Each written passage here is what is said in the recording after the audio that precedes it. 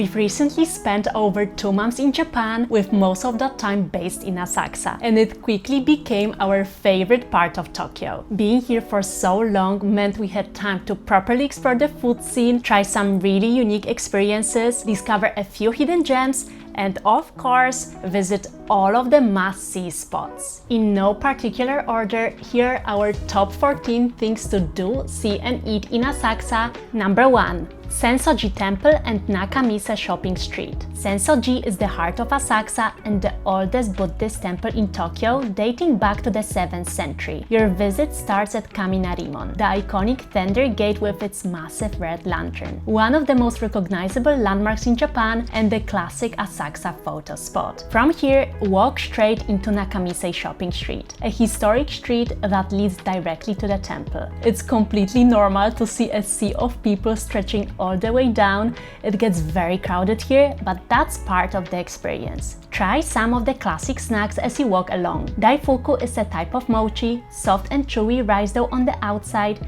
filled with sweet red bean paste and topped with fresh fruit. The strawberry daifuku is one of the most popular sweets in Japan. Another old-school favorite is kibidango, small chewy rice dumplings fully coated in kinako, a roasted soybean powder. It's a very traditional type of bagashi, which is Japanese confectionery. And then there's ningoyaki, little sponge cakes filled with sweet red bean paste. What's really fun is that you can actually watch them being made right in front of you on a conveyor belt machine, baking fresh as they move along. Just remember that eating while walking isn't allowed in Japan, so look for designated eating spots or step off to the side. It's red bean. As you reach the temple grounds, everything naturally slows down. One of the first things you will notice is the large incense burner at the entrance, where locals gently wave the smoke over themselves, as it's believed to bring good health. Inside the grounds, you will also find omikuji, which is traditional Japanese fortune telling. You shake a wooden container, pull out a numbered stick, then mash that number to a drawer to reveal your fortune. Unfortunately, both Jay and I got bad fortunes, but luckily you can tie them onto the racks nearby to leave the bad luck behind at the temple. Before heading out, it's also common to step inside the main hall, toss a coin into the offering box, and take a quiet moment. One of our favorite times to visit Senso-ji is actually after sunset. The daytime crowds thin out, everything feels calmer, the whole area feels more peaceful and atmospheric. It's a completely different experience and one we would highly recommend. Number 2. Renting a kimono. If you're thinking about renting a kimono in Tokyo, Asakusa is hands down the best place to do it.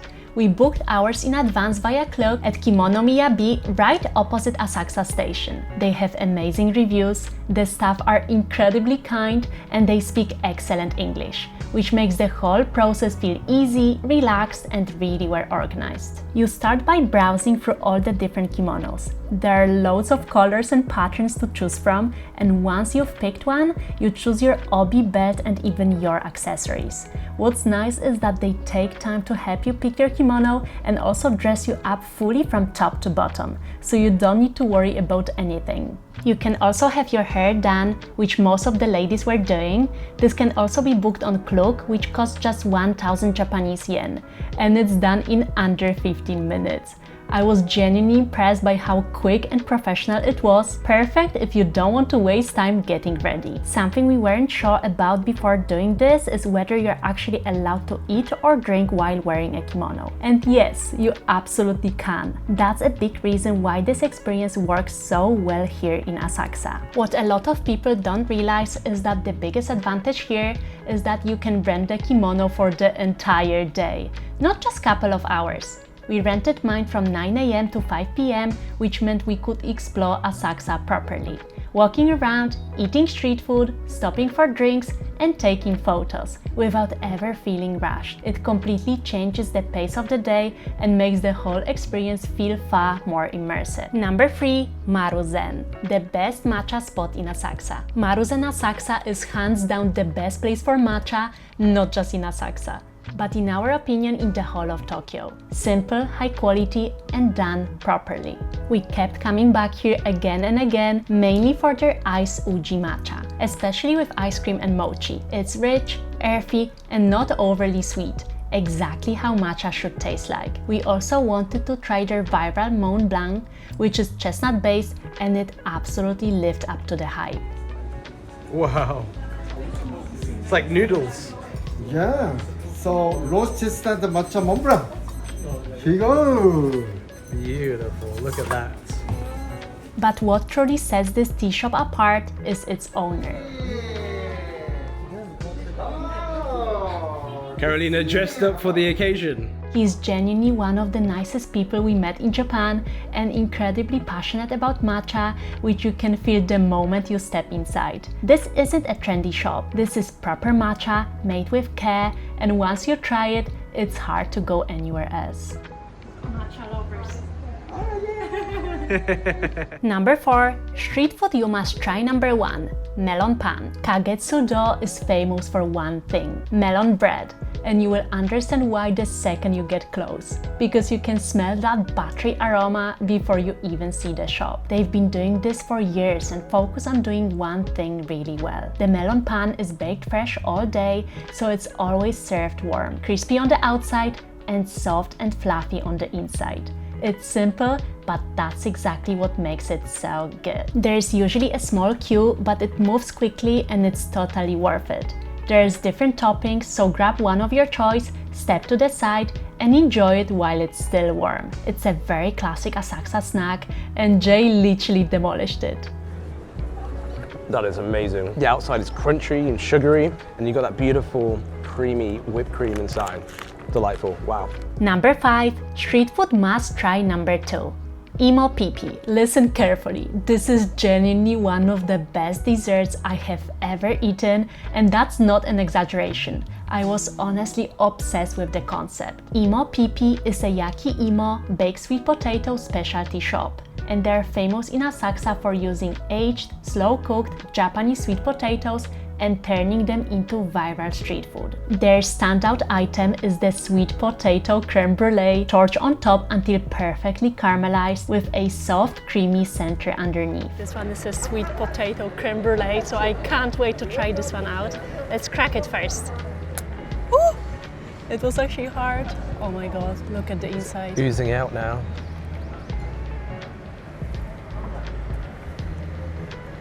Oh my god.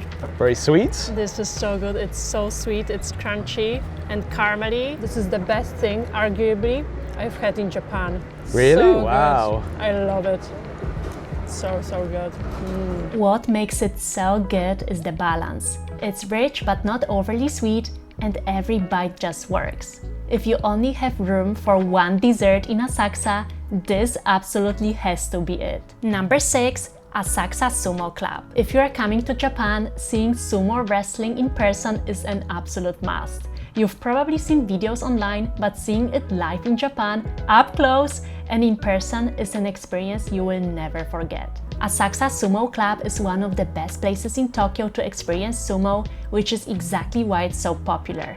This is definitely something you want to book well in advance, especially during high season, because tickets sell out fast. To give you a bit of context, we booked about a week before, and by then all the regular and front row seats, which are much more reasonably priced, around $100, were already sold out. The only option left was the VIP sofa seating, which was quite pricey.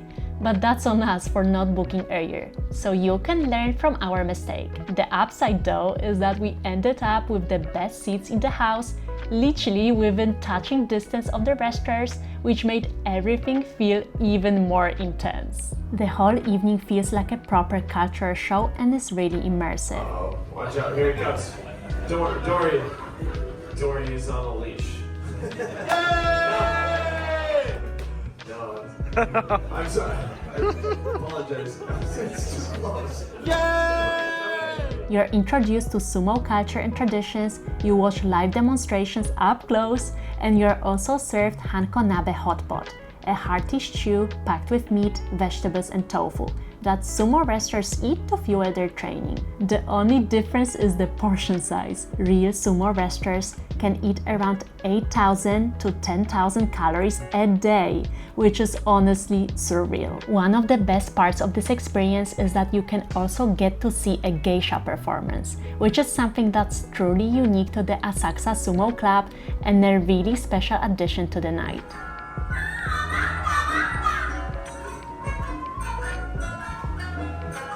And at the end, things get even more entertaining. A few brave people from the audience are invited to step in and try their strength against a sumo wrestler. One of the ladies volunteered, and it was genuinely one of the funniest things we have ever seen in Japan. Attack! Sneak attack!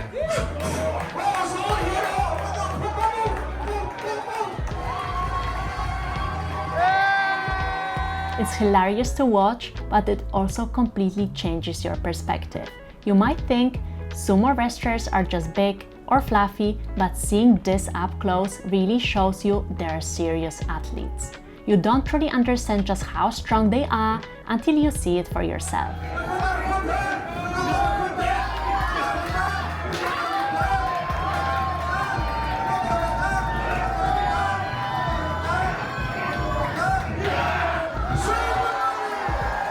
If you're heading to Japan, make sure to book your activities well in advance. You will be surprised by how fast things sell out, especially if you're visiting during peak seasons like cherry blossom or autumn. We highly recommend booking through Klook, which is the #1 platform in Japan. We use Klook whenever we travel because it's an all-in-one booking platform for attractions, activities, and tours around the world. Instead of jumping between different websites, everything is in one place. You can choose your language, pay in your own currency, and keep all your bookings organized in the app. And right now is actually one of the best times to book because Klook is having their New Year's sale, which is running until February 1st, 2026. You can get up to 50% off activities and experiences across worldwide destinations, including popular places like Japan, France, Italy, Switzerland, the UK, and Spain. So if you're traveling soon or planning ahead for next year, this is a really good time to lock in the best deals. And don't forget to use our code JCarolinaKlook at checkout for an exclusive discount. We will leave the link in the description so you can check all the best stores and activities for your next trip.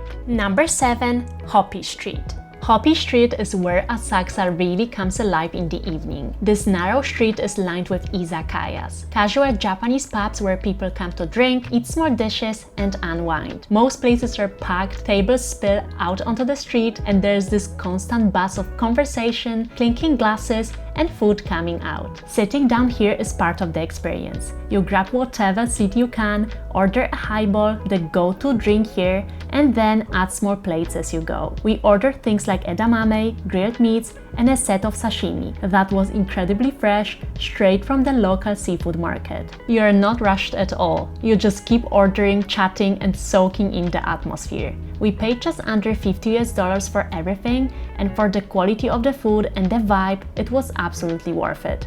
This is one of those places where you sit down for one drink and end up staying much longer than planned, and it really feels like old school local Tokyo. Number 8. Kappabashi Street. Kappabashi Street, also called Kitchenware Street, is basically where Tokyo's restaurants go shopping, and that's exactly why it's so fun to visit.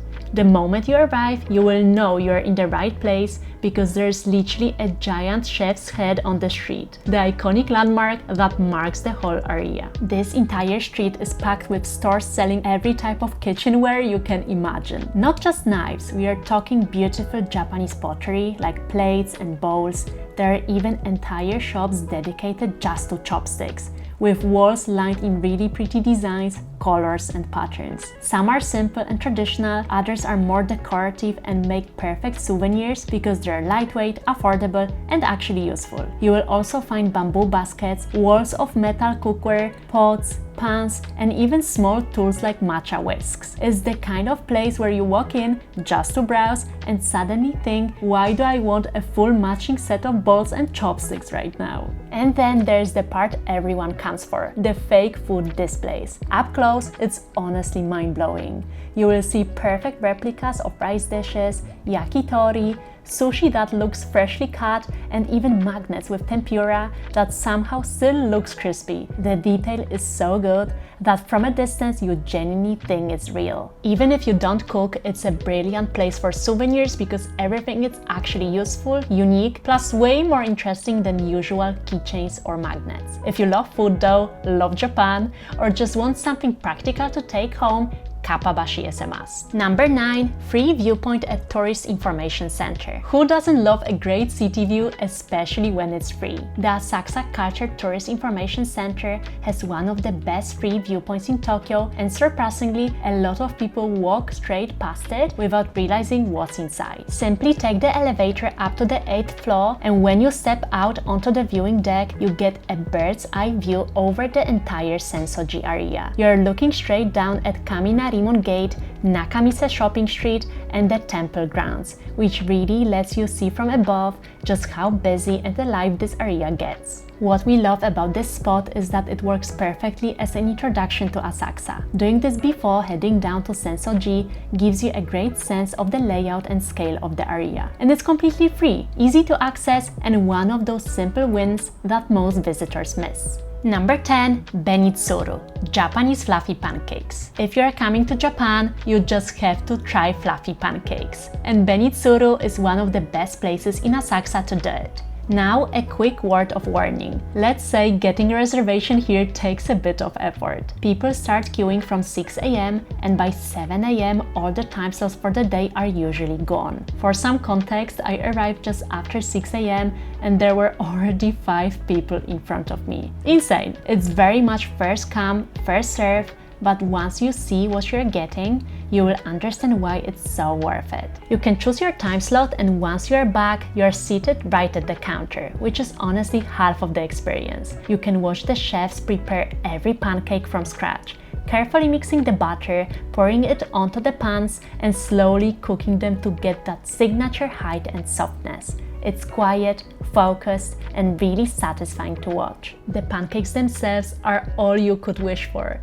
Thick, airy, and incredibly fluffy. Some of the best we've had in Japan. Jay went for the chocolate option, which was rich and comforting, and being obsessed with matcha, I chose the red bean, black sugar, and matcha with kinako powder, which was absolutely delicious. It's a really special way to start the day, slow, intentional, and very Japanese. And if you're willing to put in the early morning effort, this is one breakfast you won't forget.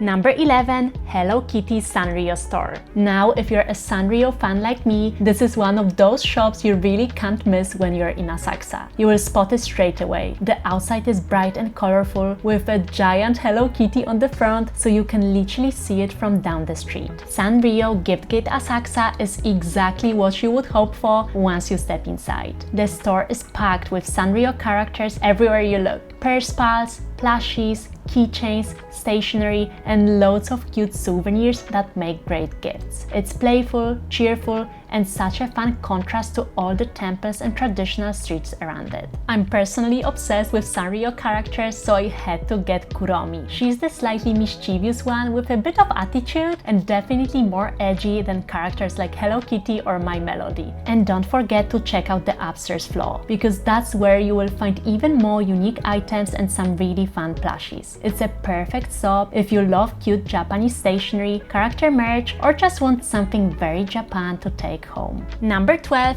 Asakusa Gyukatsu. One thing you absolutely need to try when you're in Japan is Gyukatsu, a breaded beef cutlet that's served rare with a small hot stone at the table so you can cook each piece exactly how you like it. It's crispy on the outside, tender in the middle, and incredibly satisfying, especially after a long day of walking around Asakusa. One of the best places to try it is Asakusa Gyukatsu, and honestly, when the name of the dish is in the name of the restaurant, that's usually a very good sign. Inside, the place is small and very typical of Tokyo, with most of the seating at the counter, so everything feels close, busy, and focused on the food. When your set arrives, everything comes together. The beef, hot stone, rice, shredded cabbage, pickles, sauces, and even a small dessert. Those extras balance out the richness of the beef so it never feels too heavy. You cook each slice on the hot stone for just a few seconds, eat it straight away, and repeat. Simple, interactive,